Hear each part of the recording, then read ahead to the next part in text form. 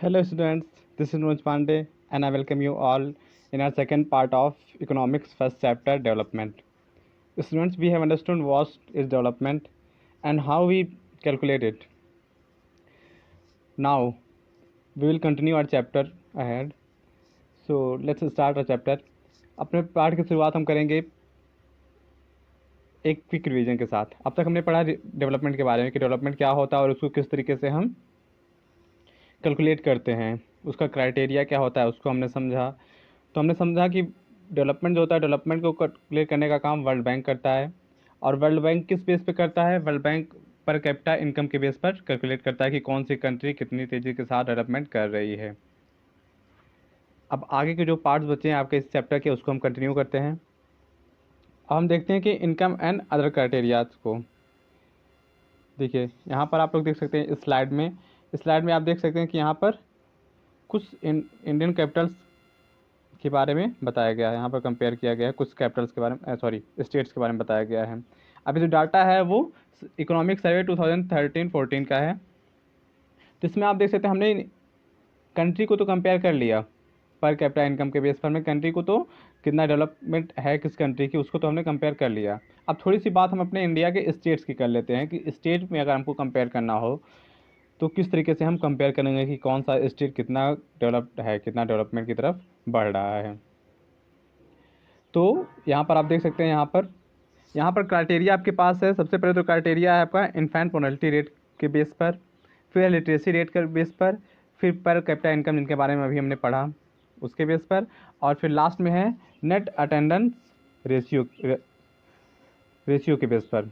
तो ये क्या है, कैसे है, आगे हम लोग समझ लेते हैं। सबसे पहले बात करते हैं infant mortality rate. Infant mortality rate क्या होता है? इन्फेंट कहते हैं किसको है? इन्फेंट का मतलब होता है हिंदी में शिशु। इन्फेंट का मतलब होता है शिशु यानी नवजात शिशु, यानी ऐसे बच्चों जो अभी 1 साल से कम एज के होते हैं उनको कहा जाता है, उनको हम इन्फेंट कहते हैं। तो ऐसे बच्चे इन्फेंट कहे जाते हैं। तो यहाँ पर बात इन्फेंट मोर्टेलिटी रेट यानी ऐसे बच्चे, ये वह रेट है इसमें हम क्या करते हैं, काउंट करते हैं कि 1000 अगर 1000 बच्चों का जन्म हो रहा है, नवजात शिशु हैं, तो कितने बच्चे आगे सर्वाइव कर पा रहे हैं, कितने बच्चों की डेथ हो जा रही है, तो वो कहते हैं इन्फेंट मोर्टेलिटी रेट यानी शिशु मृत्यु दर। हिंदी की बात की जाए तो कहेंगे हम शिशु मृत्यु दर। यानी अगर 1000 बच्चों का, अगर हम नॉर्मल लैंग्वेज में बात करें तो अगर 1000 बच्चों का जन्म हो रहा है तो उसमें से कितने बच्चे हैं जो 1 ईयर कंप्लीट करने के बाद भी आगे सर्वाइव कर पाते हैं, और कितने बच्चे डेथ हो जा रही है, मतलब कितने बच्चों की डेथ हो रही है, वो हम कैलकुलेट करते हैं। तो इन्फेंट मोर्टेलिटी रेट में आते हैं कि 1000 बच्चे में कितने बच्चों की मृत्यु हो जा रही है। तो आप लोग यहाँ पर इस देख सकते हैं इस चार्ट में कि यहाँ पर हरियाणा में 1000 बच्चों के जन्म पर 33 बच्चों की डेथ हो जाती है, यानी 1 साल पूरा करने से पहले ही 33 बच्चों की डेथ हो जाती है। केरला की बात की जाए तो केरला में 1000 बच्चों का जन्म होता है तो उसमें से एवरेज 10 बच्चों की यानी 10 बच्चों की मृत्यु हो जाती है 1 साल पूरा करने से पहले। और बिहार की बात की जाए तो बिहार का सबसे ज़्यादा है 38 यानी 38 बच्चों की डेथ हो जाती है। तो इसके बेस पे हम क्या कर सकते हैं, इसके बेस पे हम बता सकते हैं कि कौन से स्टेट में जो हेल्थ फैसिलिटीज़ है वो हेल्थ फैसिलिटीज़ कितनी अच्छी है या फिर कैसी स्थिति में है, वो हम क्या कर सकते हैं, इसके बेस पर हम अंदाज़ा लगा सकते हैं इस चार्ट के बेस पर। यानी आईएमआर जो रेटिंग है यानी इन्फेंट मोर्टेलिटी जो रेट है उसके बेस पर हम ये तो इस नतीजे पर पहुंच सकते हैं, इस रिजल्ट पर पहुंच सकते हैं कि कौन सी स्टेट हेल्थ फैसिलिटीज़ के मामले में कितनी अच्छी है या फिर कितनी ख़राब है। अब बात कर लेते हैं लिटरेसी रेट की। लिटरेसी रेट, और ये 2011 जो लास्ट हमारा जो हुआ था, जनगणना हुआ था, सेंसस जो आया था 2011 में, उसके आधार पर ये बताया गया है, ये जो डाटा है उसके बेस पर ये है। तो हरियाणा की बात करें, लिटरेसी रेट यानी साक्षरता दर। अब लिटरेसी किसको कहते हैं? लिटरेसी वो होता है, लिटरेसी का मतलब होता है कि लिटरेटेड किसको कहेंगे? लिटरेटेड पर्सन वो कहा जाएगा जो कोई लैंग्वेज समझता हो, कम से कम कोई एक लैंग्वेज समझता हो, और वो अपना कुछ उस लैंग्वेज को लिख पाता हो, समझ पाता हो, पढ़ पाता हो, तो उसको कहेंगे लिटरेटेड। ऐसा नहीं है कि कोई ग्रेजुएट हो तभी उसको कहेंगे कि वो लिटरेटेड है। तो ये एजुकेटेड होना और लिटरेटेड होना वो अलग अलग बात है, ठीक है, दो अलग अलग टर्म होती हैं। तो लिटरेसी रेट मतलब कौन सा आदमी साक्षर कहा जाएगा? वो आदमी कहा जाएगा जो कोई लैंग्वेज समझता हो, तब वो केवल मदर टंग की बात नहीं कर रहा हूँ, मदर टंग तो मान लीजिए हम लोग का भोजपुरी ज़्यादातर लोगों का है, तो वो तो अलग बात है। लेकिन इसके अलावा अगर हिंदी, अंग्रेजी और कोई लैंग्वेज मान लीजिए आपको आती हो और उसको आप समझ सकते हो, बोल सकते हो, लिख पढ़ सकते हो, तो आप माना जाएगा कि आप साक्षर इंसान हैं। तो देख लेते हैं हरियाणा की जो लिटरेसी रेट है वो क्या है, 82 है। ठीक है, केरला की क्या है, 94 है। बिहार का कितना है, 62 है। तो आप देख सकते हैं हरियाणा में अगर 82% है। 82% मतलब फिर भी ऑन एन एवरेज है, कह सकते हैं एवरेज है। केरला के देखा जाए तो केरला आप लोगों को पता होगा कि हमारे इंडिया में सबसे ज़्यादा लिटरेसी रेट कहाँ पर है, केरला में है 94%। और बिहार की बात की जाए तो बिहार में कितने हैं, 62%। तो आप लोग देख सकते हैं कि बिहार की जो लिटरेसी रेट है वो बहुत कम है। तो इसके बेस पर हम लोग इस रिजल्ट पर पहुँच सकते हैं कि बिहार का जो लिटरेसी रेट है वो कम है और वहाँ पर एजुकेशन की जो क्वालिटी, जो फैसिलिटी है, जो गवर्नमेंट है वो अच्छे तरीके से मुहैया नहीं करा पा रही है, वहाँ को प्रोवाइड नहीं कर पा रही है वहाँ के सिटीजन को। अब बात कर लेते हैं पर कैपिटा इनकम। तो पर कैपिटा इनकम की बात तो हमने अभी पिछले वीडियो में पर कैपिटा इनकम के बारे में बात किया कि पर कैपिटा इनकम क्या होता है, किस तरीके से उसको हम करते हैं, उसको समझते हैं। लेकिन पर कैपिटा इनकम की बात की है तो हम लोग समझ लेते हैं पर कैपिटा इनकम क्या होता है। पर कैपिटा इनकम को हिंदी में कहते हैं प्रति व्यक्ति आय, यानी एक व्यक्ति कितनी अर्निंग कर पा रहा है, कितनी कमाई कर रहा है, उसको कहते हैं पर कैपिटा इनकम।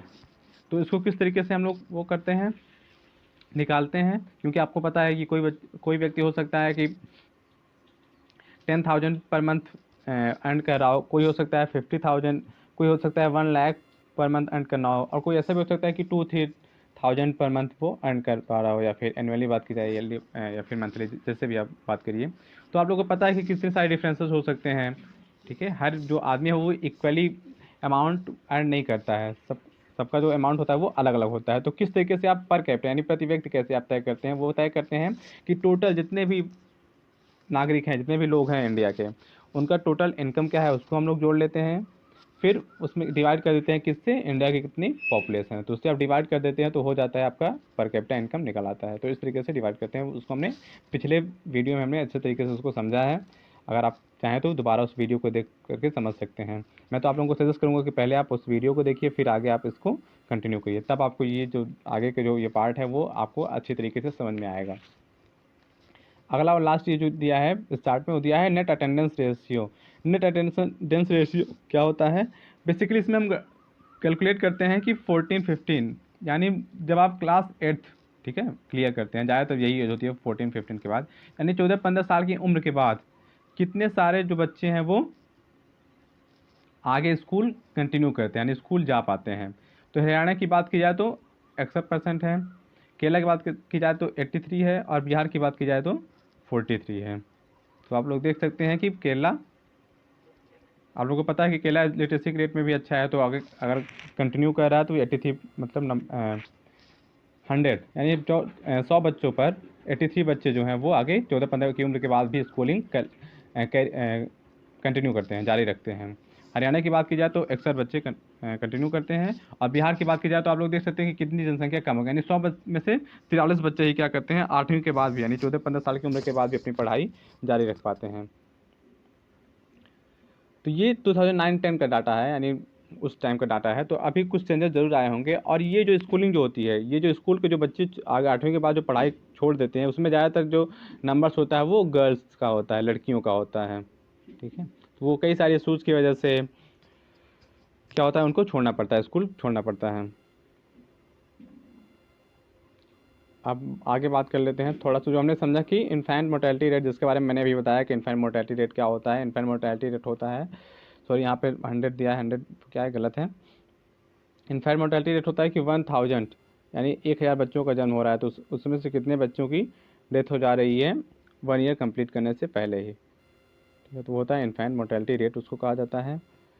तो हमने इसी चार्ट को अभी पीछे यहाँ पर समझा कि जो इन्फेंट मोर्टेलिटी रेट है वो सबसे ज़्यादा कहाँ पे है, 38 बिहार का है, यानी बिहार में सबसे ज़्यादा बच्चे मरते हैं, 1 साल के बाद सर्वाइव मतलब नहीं कर पाते हैं ज़्यादातर 38 बच्चे पर 1000 में। तो अब बात करते हैं what does the table show. मैंने बता दिया कि ये टेबल क्या शो करता है, आगे कैरी करते हैं। कंटिन्यू करते हैं। Net attendance ratio, net attendance ratio क्या होता है? नेट अटेंडेंस रेशियो के बारे में भी मैंने अभी बता दिया कि 14-15 साल की स्कूल के बाद उम्र के बाद भी कितने % जो बच्चे हैं वो कंटिन्यू करते हैं स्कूलिंग को। तो हमने देखा कि बिहार के जो बच्चे हैं वो कंटिन्यू नहीं करते हैं स्कूलिंग को। 43% बच्चे जो होते हैं वो कंटिन्यू नहीं कर पाते, मतलब 43 बच्चे ये जो कंटिन्यू करते हैं। अब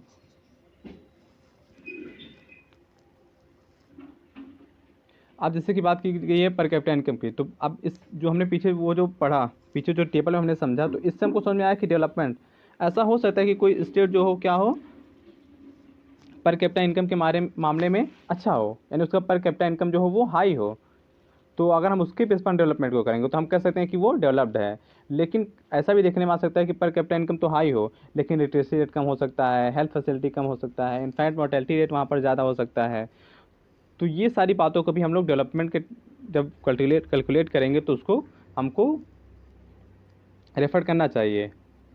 तो यही बात हो रही है कि यहाँ पर इससे यही बात यहाँ पर समझाई गई है कि हम केवल किसी कंट्री के डेवलपमेंट को केवल पर कैपिटा इनकम के बेस पर जज करना एक तरीके से गलत होगा, ज़्यादा बेहतर नहीं होगा। अगर आपको किसी कंट्री के या फिर स्टेट को आपको देखना है कि कितनी ज़्यादा वहाँ के डेवलपमेंट रेट कैसा है, तो आपको अदर जो क्राइटेरियाज हैं उनको भी आपको ध्यान में रखना होगा, उनको भी आपको फॉलो करना होगा। जैसे हेल्थ फैसिलिटी हो गए, ट्रांसपोर्टेशन की वहाँ पे सुविधा कैसी है, इन्फेंट मोर्टेलिटी रेट कैसा है, लिटरेसी कैसा है, पॉवर्टी कैसा है, तो इन सभी बातों को भी हमको ध्यान देना बहुत ज़्यादा ज़रूरी है। अब बात करते हैं पब्लिक फैसिलिटीज़ की। पब्लिक फैसिलिटीज़ क्या होती हैं? पब्लिक फैसिलिटीज़ वो होती हैं जो हमको गवर्नमेंट के द्वारा दी जाती हैं, ठीक है, हर एक नागरिक को मतलब दिया जाता है। पब्लिक फैसिलिटीज़ वो होती हैं।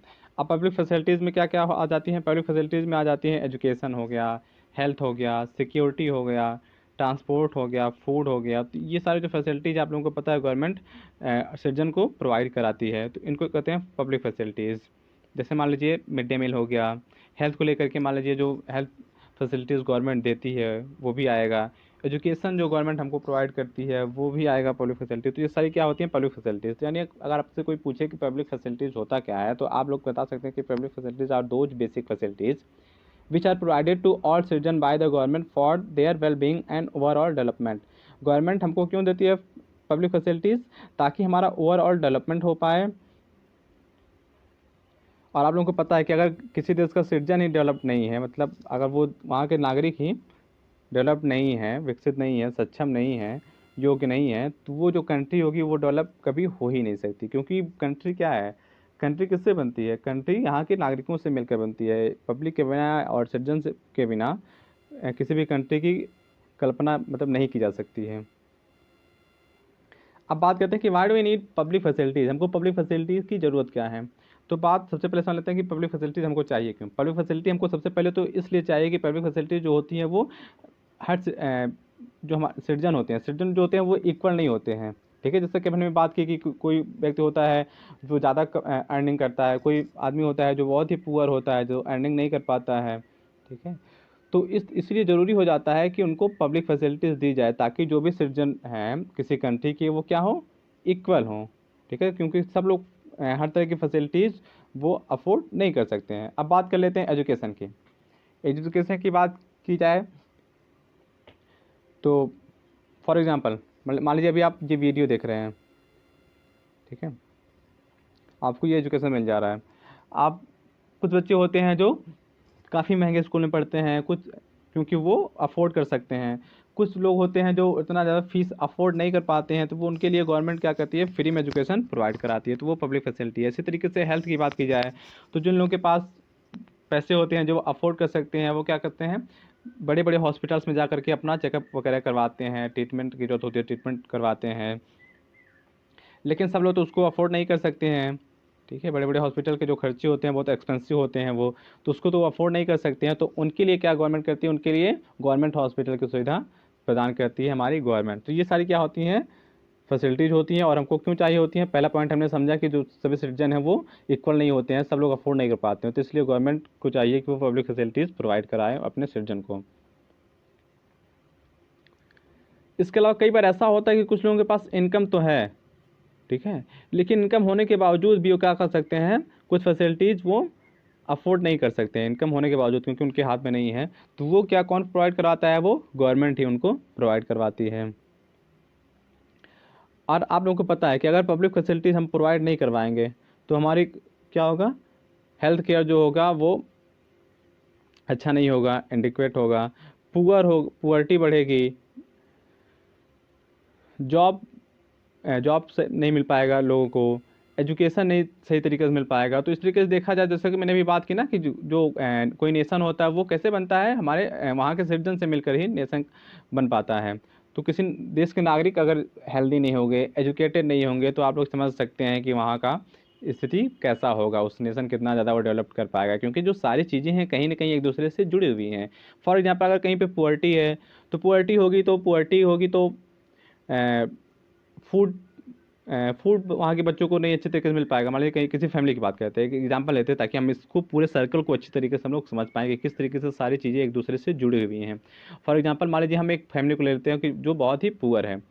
अब वहाँ के जो उस फैमिली के जो मेंबर्स हैं, उनको जो बेसिक फूड्स होते हैं, ठीक है, वो बहुत मुश्किल से वो लोग हासिल कर पा रहे हैं, तो उनको न्यूट्रिशंस मिल नहीं पा रहा है बेहतर तरीके से। तो वहाँ पर क्या होगा, अगर न्यूट्रिशंस नहीं मिल पा रहा है तरीके से, तो क्या होगा, कुपोषण बढ़ेगा, वहाँ के बच्चे जो होंगे वो हेल्दी नहीं होंगे, वीक होंगे, और माल न्यूट्रिशन की जब प्रॉब्लम होगी तो वहाँ के जो कई सारी डिजीजेस मतलब उनको हो जाएंगे, बच्चों को हो जाएंगे।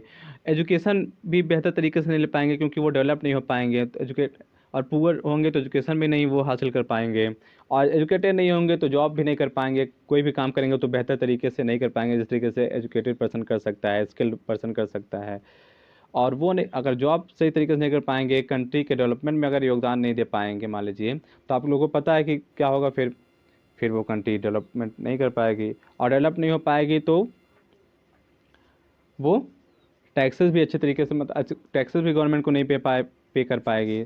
तो मतलब कुल मिला के आप देख सकते हैं ना कि सभी वो हमारे टैक्सेस से ही तो गवर्नमेंट जो भी हमको सुविधाएं देती है, चाहे हेल्थ सुविधा फैसिलिटी हो गया या फिर एजुकेशन हो गया, वो गवर्नमेंट कैसे देती है, गवर्नमेंट को पैसे कहाँ से आते हैं, टैक्सेस के थ्रू ही आते हैं। तो इस तरीके से देख सकते हैं कि सब लोग कहीं ना कहीं एक दूसरे से जुड़े हुए हैं, तो वो कंट्री डेवलप नहीं हो पाएगी। तो इसीलिए हमको चाहिए पब्लिक फैसिलिटीज़ लोगों को चाहिए।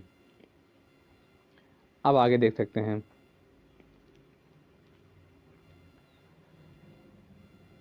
हाँ, अब यहाँ पर इस टेबल को सॉरी इस पिक्चर को आप देख सकते हैं कि even now in many areas children particularly girls are not able to go to high school because the government of the society has not provided adequate facilities।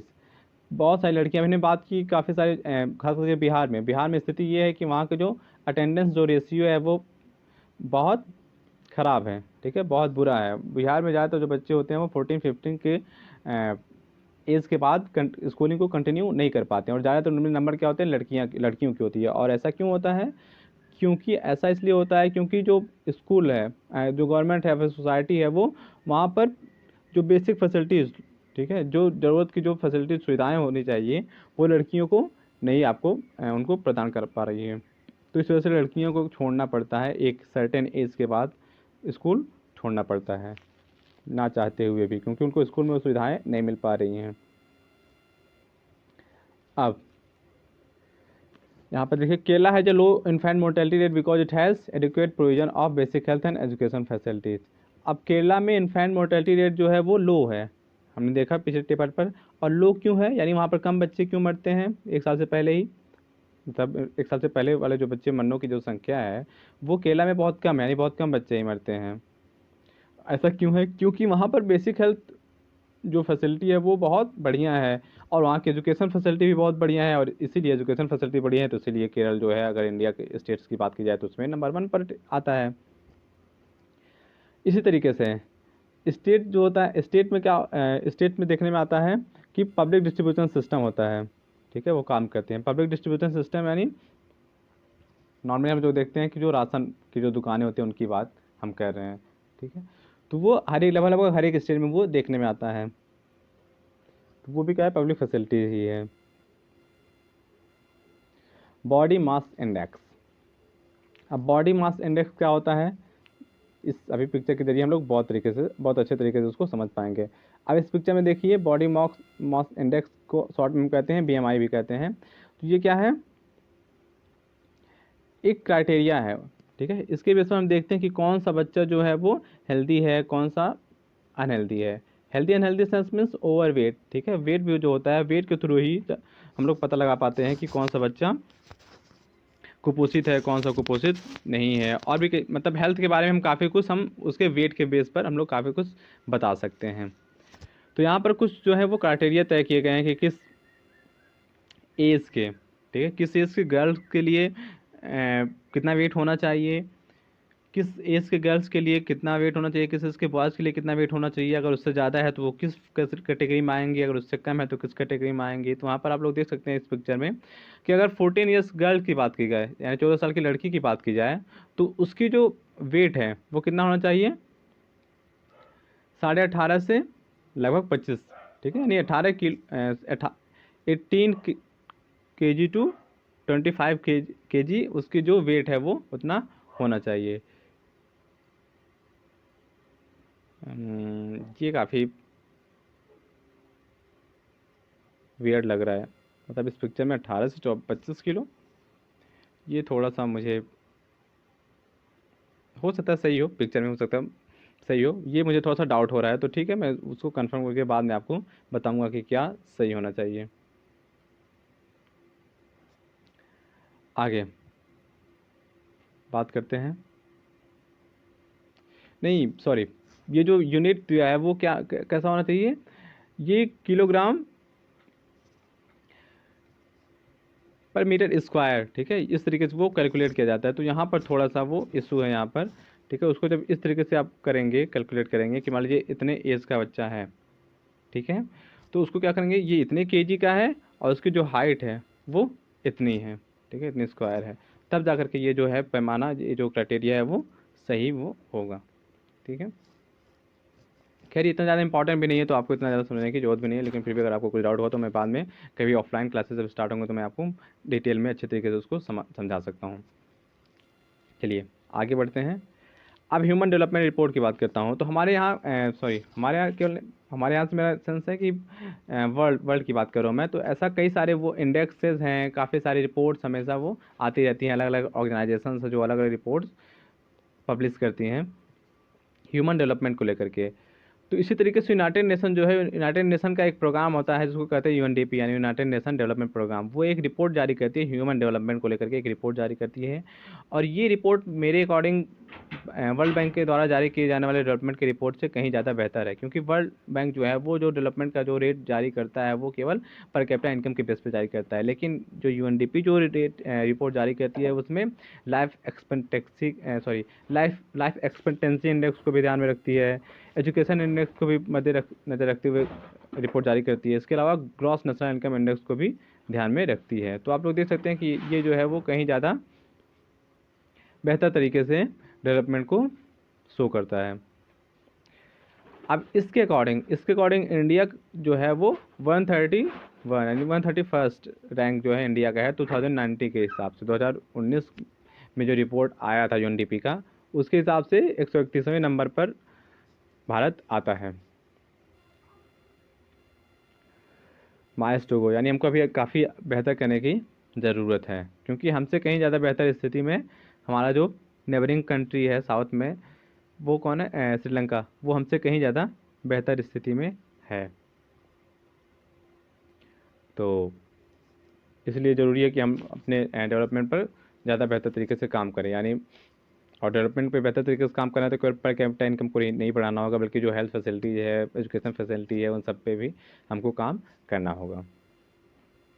अब अब लास्ट में आते हैं। लास्ट में अपना चैप्टर एंड करने से पहले थोड़े से कुछ एनवायरनमेंट से रिलेटेड इशूज़ को समझ लेते हैं कि एनवायरनमेंट का भी बहुत इंपॉर्टेंट रोल होता है हमारे डेवलपमेंट में। यानी एनवायरनमेंट जहाँ का सही है, जहाँ पर रिसोर्सेज ज़्यादा है, वही कंट्री ज़्यादा डेवलपमेंट कर पाती है। ये ऐसा आप लोग देख सकते हैं, आप कहीं भी देख सकते हैं। अगर अपने आसपास के कंट्रीज़ पर अगर आप नज़र दौड़ाएँ, न्यूज़पेपर अगर पढ़ते हो या फिर न्यूज़ देखते हो तो होंगे, तो आपको पता होगा कि कोई भी कंट्री डेवलप तभी हो सकती है जब उनके पास रिसोर्सेज हों। तो इसलिए ज़रूरी है कि हम लोग रिसोर्सेज को भी हम कंसिडर करें, अच्छे तरीके से उनका इस्तेमाल करें। अब बात करते हैं सस्टेनेबिलिटी को लेकर के, यानी उनकी संरक्षण को लेकर के कह सकते हैं कि आगे वो सस्टेन रहें। अब देखिए, अब ऐसा हो सकता है कि मान लीजिए प्रेजेंट टाइम में कोई कंट्री, ठीक है, प्रेजेंट टाइम में मान लीजिए कोई कंट्री है, फॉर एग्जांपल अमेरिका का एग्जांपल ले लेते हैं हम, तब हमको ये टॉपिक जो बेहतर तरीके से हम लोग समझ पाएंगे। तो फॉर एग्जांपल अमेरिका आप लोगों को पता है एक डेवलप नेशन है। तो अमेरिका है, तो अमेरिका चाहेगी कि अभी हमारी जो डेवलपमेंट की जो कंडीशन है वो आने वाले समय में इससे कहीं ज़्यादा बेहतर हो, और अगर बेहतर ना हो तो एटलीस्ट इसी तरीके से बनी रहे, इससे ज़्यादा ख़राब स्थिति हमारे कंट्री की ना हो। तो ये केवल अमेरिका नहीं, कोई भी देश चाहेगा, ठीक है, कोई भी देश नहीं चाहेगा कि हमारी जो प्रेजेंट टाइम में जो स्थिति है, यानी अगर मैं आज डेवलप हूँ तो आज से बुरी स्थिति ना हो, या तो स्थिति ऐसी ही रहे या फिर इससे ज़्यादा बेहतर हो, ठीक है। इससे पूरी स्थिति तो कोई भी कंट्री नहीं चाहेगा, चाहे वो डेवलप्ड ही क्यों ना हो। डेवलपिंग तो ऑब्वियस सी बात है, कभी नहीं चाहेंगे कि उनकी स्थिति इससे थोड़ी सी ख़राब हो, लेकिन अगर डेवलप्ड है तब वो भी नहीं चाहेंगे, नहीं कोई भी नहीं चाहेगा कुल मिला करके। तो इसके लिए चाहिए क्या, इसके लिए चाहिए कि हम लोग हमारी जो डेवलपमेंट है उसको सस्टेन करें, ठीक है। अब बात करते हैं सस्टेनेबल डेवलपमेंट की। सस्टेनेबल डेवलपमेंट जो है हम लोगों ने पढ़ा था, जो हमने जियोग्राफी का फर्स्ट चैप्टर पढ़ा था, रिसोर्सेज के बारे में पढ़ा था हमने। रिसोर्सेज को कई कैटेगरी में डिवाइड भी किया था। तो आप लोगों ने अगर वो वीडियो ना देखा हो जियोग्राफी का फर्स्ट चैप्टर, तो जियोग्राफी का फर्स्ट चैप्टर आप लोग जरूर देखिए। जियोग्राफी का फर्स्ट चैप्टर अगर आप देखेंगे तो ये जो टॉपिक है, ये जो लास्ट का जो टॉपिक हमने अभी 2-3 मिनट पहले जो अभी हमने स्टार्ट किया ये, तो इसको आप ज़्यादा बेहतर तरीके से आप लोग समझ पाएंगे कि सस्टेनेबल डेवलपमेंट होता क्या है, रिसोर्सेज क्या होते हैं, किस तरीके से उनको कंजर्व करना चाहिए। तो ये देख सकते हैं। तो आप लोगों को पता है एनवायरनमेंट, सोसाइटी और इकोनॉमिक्स, ठीक है, तीनों मिलकर के क्या होते हैं, सस्टेनेबल डेवलपमेंट के लिए काम करते हैं। सस्टेनेबल डेवलपमेंट यानी ऐसा डेवलपमेंट कर सकते हैं, इजी लैंग्वेज में अगर मैं बताऊं आपको एक्सप्लेन करूं, तो सस्टेनेबल डेवलपमेंट यानी हमको इस तरीके से डेवलपमेंट करना है कि हम प्रेजेंट डे की जो हमारी नीड्स है उसको तो सेटिस्फाई करें ही करें, उसको तो फुलफिल करें ही करें, लेकिन हम अपने फ्यूचर जनरेशन के बारे में भी सोचें कि हमारी जो अपकमिंग जनरेशन है वो भी डेवलप हो पाएँ। तो हमको इस तरीके से हमारे रिसोर्स। अब हमारे मन में क्वेश्चन आता है कि why do we need sustainable development, यानी सस्टेनेबल डेवलपमेंट की हमको ज़रूरत क्यों है, ठीक है। तो बात कर लेते हैं कि हमको सस्टेनेबल डेवलपमेंट की ज़रूरत क्यों है। तो सस्टेनेबल डेवलपमेंट की हमको ज़रूरत क्यों है, सबसे पहले तो हमने समझ लिया कि हमको फ्यूचर के बारे में सोचना है।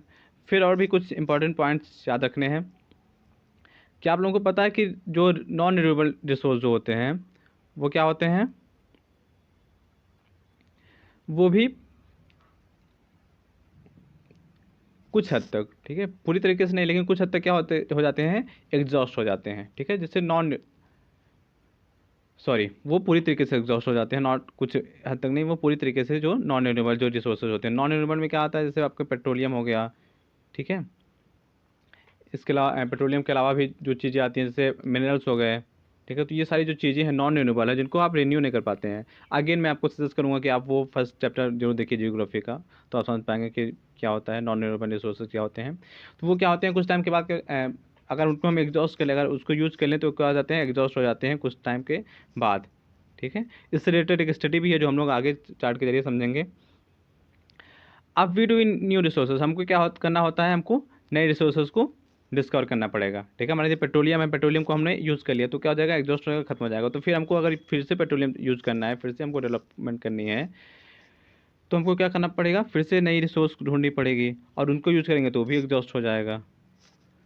और अगर बात कर लें हम रिन्यूएबल रिसोर्सेज की, तो रिन्यूएबल रिसोर्स भी क्या होता है, हम लोग समझते हैं कि रिन्यूएबल रिसोर्स जो है उनको अभी हम किसी भी तरीके से हम लोग यूज़ कर सकते हैं, नहीं, ऐसा बिल्कुल नहीं है। रिन्यूएबल रिसोर्स की भी एक लिमिट होती है, उनको भी हमको समझदारी के साथ यूज़ करना है। केवल नॉन रिन्यूएबल रिसोर्सेज को ही नहीं समझदारी के साथ यूज़ करना है, बल्कि जो रिन्यूएबल रिसोर्सेज है उनको भी हमको समझदारी के साथ यूज़ करना है। अगर आप उनको समझदारी के साथ यूज़ नहीं करेंगे तो वो भी क्या हो जाएंगे, एक टाइम के बाद हमारे लिए समस्या पैदा कर सकते हैं। फॉर एग्जांपल यहाँ पर ग्राउंड वाटर का एग्जांपल दिया गया है कि अगर हमको ग्राउंड वाटर, हम लोग समझते हैं ग्राउंड वाटर क्या है, वो रिन्यूएबल रिसोर्स है। यानी आप लोगों को पता है कि बारिश होती है तो फिर ग्राउंड का जो वाटर का जो लेवल है वो बढ़ता है, फिर हम लोग यूज़ करते हैं तो कुछ कम होता है। तो इस तरीके से मतलब एक सर्कल पूरा चलता है, कम होना फिर बढ़ना, कम होना बढ़ना, तो ये सर्कल चलता है। लेकिन अगर आप लोग कुछ ज़्यादा एक्सप्लॉइट करने लगेंगे, कुछ ज़्यादा उसको यूज़ करने लगेंगे, तो वो भी क्या हो जाएगा, हमारे लिए प्रॉब्लमेटिक हो सकता है, और प्रॉब्लमेटिक हो भी चुका है। देखा जाए तो अक्सर सुनने में आता है कि ग्राउंड वाटर जो है वो बहुत नीचे चला गया है, ठीक है, ग्राउंड वाटर अक्सर सुनने में आता है। गांव में भी अक्सर ऐसे इंसिडेंट सामने में आता है कि नल चल रहा है और नल का पानी ही क्या हो गया, नल से पानी आना ही बंद हो गया। फिर क्या किया जाता है, फिर से खुदाई करनी पड़ती है, फिर से उसको नल को थोड़ी और गहराई तक उसके पाइप को ले जाना पड़ता है, तो फिर पानी आता है। तो ये तो प्रॉब्लम होती है, गांव में होती है, ठीक है। और अगर थोड़ा इसको बड़े लेवल में, ठीक है, बड़े सिनेरियो में अगर इसको देखा जाए तो अक्सर क्या होता है यूपी में, खास करके वेस्टर्न यूपी में, पश्चिमी उत्तर प्रदेश में, पंजाब वगैरह में, और जो साउथ इंडिया का जो एरिया है, जो सेंट्रल का जो प्लेट्यू एरिया है, तो इन सब जगहों पर क्या होता है, अक्सर सुनने में आता है कि ग्राउंड वाटर जो है वो क्या है, बहुत नीचे चला गया है, पानी ही नहीं आ रहा है। क्यों नहीं आ रहा है? क्योंकि हम ओवर यूज़ कर रहे हैं, ठीक है, उसको एक्सप्लॉइट कर रहे हैं। इस वजह से ऐसी प्रॉब्लम को हमको फेस करनी पड़ेगी। तो हमको केवल रिन्यूएबल एनर्जी को ही नहीं, सॉरी, नॉन रिन्यूएबल एनर्जी को ही नहीं, रिसोर्सेज को ही नहीं, बल्कि जो रिन्यू होने वाले रिसोर्सेज हैं उनको भी समझदारी के साथ यूज़ करना है। अपनी नीड्स को तो पूरा करना ही करना है, ताकि ऐसे यूज़ करना है कि ताकि हमारी जो नेक्स्ट जनरेशन है वो भी उसको यूज़ कर पाएँ। अब यहाँ पर एग्जांपल आप लोग देख सकते हैं कि एग्जॉस्टेशन ऑफ नेचुरल रिसोर्स। अब यहाँ पर क्रूड ऑयल का रिजर्व की बात की गई है। यहाँ पर एग्जांपल लिया गया है कि जो मिडल ईस्ट की जो कंट्री हैं, तो उनका जो रिजर्व है 2017 के हिसाब से, ठीक है, यहाँ पर पेट्रोलियम की बात हो रही है, ध्यान रखिएगा, तो वो क्या है, 808, ठीक है, 1000 मिलियन बैरल है, ठीक है। और यूनाइटेड स्टेट ऑफ अमेरिका की बात करें तो वहाँ कोई 50,000 मिलियन बैरल्स है। और वर्ल्ड वाइड अगर बात की जाए तो 1697 क्या है, ये टोटल स्टॉक है, ठीक है। और अब अगर इनको हम बात करें कि कब तक हम इसको एग्जॉस्ट कर लेंगे, कब तक ये ख़त्म हो जाएंगे, कब तक रहने वाले हैं, तो मिडल ईस्ट का जो 8,000 जो मिलियन बैरल है क्रूड ऑयल है, वो कब खत्म हो जाएगा, 70 ईयर में, 70 साल में खत्म हो जाएगा।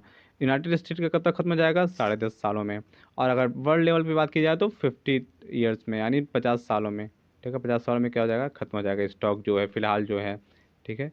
तो आप लोग देख सकते हैं कि ये जो रिन्यूएबल नॉन रिन्यूएबल जो एनर्जी होती है, रिसोर्सेज होती है, उनका एक लिमिट होता है कि अगर वो ख़त्म हो गए तो दोबारा से नहीं बनते, अगर बनते हैं तो उसमें लाखों करोड़ों साल का टाइम उसमें लग जाता है।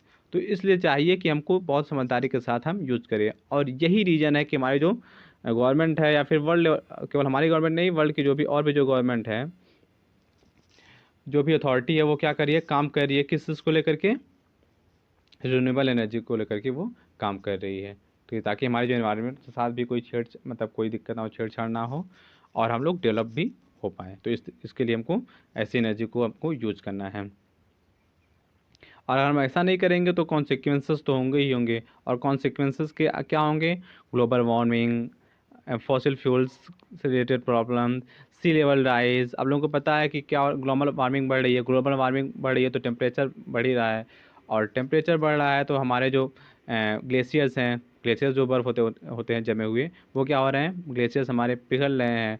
और ग्लेशियर पिघलेंगे, पानी बढ़ेगा, तो आप लोगों को पता है कि जो सी लेवल है वो हमारा हाई होगा, ऊंचा होगा। और सी लेवल ऊंचा होगा तो जो हमारे जो कोस्टल एरियाज हो गए या फिर आइलैंड्स हो गए, तो वहाँ तक पानी आएगा ही आएगा, वो डूबने लगेगा ही लगेगा, ठीक है। तो ऐसी प्रॉब्लम्स हमारे यहाँ आजकल देखने में आ रही है, वर्ल्ड लेवल पर ये देखने में आ रही है कि जिस तरीके से सी लेवल बढ़ रहा है। और सी लेवल क्यों बढ़ रहा है, मैंने अभी आपको सर्कल समझा दिया कि क्या होता है अगर टेम्परेचर बढ़ रहा है, ठीक है, ग्लोबल वार्मिंग बढ़ रही है, टेम्परेचर बढ़ रहा है, और टेम्परेचर बढ़ रहा है तो आपको पता है कि टेम्परेचर बढ़ेगा तो बर्फ़ क्या होती है, पिघलती है, ग्लेशियर पिघल रहे हैं, ग्लेशियर पिघल रहे हैं तो सी का जो लेवल है, सी का जो वाटर लेवल, समुद्र का जो पानी का जो लेवल है, वो क्या होगा, ऊंचा होगा, बढ़ेगा।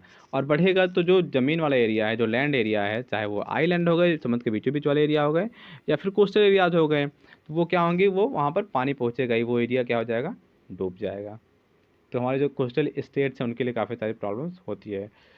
और एक बात और आपको ध्यान रखना है कि ये जो इशूज़ होते हैं, ठीक है, जो एनवायरनमेंट से रिलेटेड इशूज़ होते हैं, वो किसी केवल एक रीजन, ठीक है, यानी केवल किसी एक क्षेत्र से रिलेटेड नहीं होते, किसी एक एरिया से रिलेटेड नहीं होते, या फिर किसी एक नेशन से रिलेटेड, एक देश से रिलेटेड नहीं होते हैं। ये क्या होते हैं, वर्ल्ड वाइड होते हैं, सभी लोग, ठीक है। फॉर एग्जांपल मान लीजिए अभी कुछ साल पहले मुझे याद है कि क्या आया था, भूकंप आया था, अर्थक्वेक आया था, तो उसका जो सेंटर था वो क्या था, नेपाल में था। नेपाल में ज़्यादा तबाही मचाया था, लेकिन उसके झटके जो हुए थे वो हम लोगों को भी महसूस हुए थे, अगर आपको याद हो तो, ठीक है। तो उसका जो इफ़ेक्ट होता है वो जो इन्वायरमेंट होता है, ठीक है, इन्वायरमेंट क्लाइमेटी जब आती है तो वो बॉर्डर देखकर नहीं आती है कि मैं इंडिया में आ रहा मतलब आ रहा हूँ, या फिर नेपाल में आ रहा हूँ या फिर किसी और कंट्री में आ रहा हूँ, वो सभी लोग कहीं ना कहीं प्रभावित होते ही होते हैं। और अभी मान लीजिए सी लेवल बढ़ रहा है, तो ऐसा नहीं है कि समुद्र का पानी बढ़ेगा तो केवल किसी एक कंट्री को ही प्रभावित करेगा, वो जो समुद्र से जुड़े हुए सभी कंट्री, ज़्यादातर कंट्रीज जो हैं वो उनको तो प्रभावित करेगा ही करेगा, आइलैंड को करेगा ही करेगा। तो ये बड़े लेवल पर होता है। तो इसलिए क्या करना है हमको, टुगेदर आकर के, यानी साथ में आकर के अपने इन्वायरमेंट के लिए काम करना है। डेवलप्ड हमको, ऑब्वियस सी बात है, डेवलपमेंट तो हमारे लिए ज़रूरी है ही, मस्ट है ही, डेवलप हमको होना है। लेकिन अपने डेवलपमेंट के साथ साथ हमको अपने नेचर का भी ध्यान रखना है। तो इसी के साथ क्या होता है, हमारा ये जो चैप्टर है डेवलपमेंट वो कंप्लीट होता है। नेक्स्ट वीडियो में हम अगेन स्टार्ट करेंगे अपने हिस्ट्री को, ठीक है। क्योंकि मैंने पहले ही आप लोगों को बताया था कि हम किस तरीके से अपना ये जो क्लासेस है किस तरीके से हम लोग इसको रन करेंगे। मैंने बताया था आपको कि पहले हम लोग इसको लाइन 1 बाय 1 करके इसको कंटिन्यू करेंगे। सबसे पहले हमने हिस्ट्री कंप्लीट किया फर्स्ट चैप्टर, फिर हमने सिविक्स का फर्स्ट चैप्टर कंप्लीट किया, फिर हमने जियोग्राफी का फर्स्ट चैप्टर कंप्लीट किया, और फिर आज हमने कंप्लीट कर लिया इकोनॉमिक के फर्स्ट चैप्टर को। नेक्स्ट वीडियो से, मतलब नेक्स्ट क्लास से, हम फिर हिस्ट्री पढ़ेंगे, हिस्ट्री का सेकंड चैप्टर कंप्लीट करेंगे, फिर सिविक्स का सेकंड चैप्टर कंप्लीट करेंगे, फिर geography second chapter, and then economic second chapter. तो इस तरीके से हम लोग चैप्टर वाइज अपने क्लासेस को रन करेंगे, कंटिन्यू करेंगे। और आप लोग चिंता ना करिए, you all don't worry, I will complete whole book, मतलब होल चैप्टर अच्छे तरीके से समझेंगे। जो भी डाउट होते हैं आप लोगों के, वो आप लोग मुझसे पूछ सकते हैं, कोई इशू नहीं है, आप कभी भी मुझसे कांटेक्ट कर सकते हैं। और दोबारा से हम लोग रिवाइज़ भी करेंगे, ठीक है, ताकि अगर कहीं पे भी कोई डाउट रहा हो, कोई चीज़ अगर छूट गई हो मुझसे, या फिर अगर आपको कोई चीज़ ना समझ में आई हो, तो उसको मैं अच्छे तरीके से समझा पाऊँ। तो ठीक है, आज का वीडियो यहीं पे एंड करते हैं, मिलेंगे नेक्स्ट क्लास में। Till then, good bye.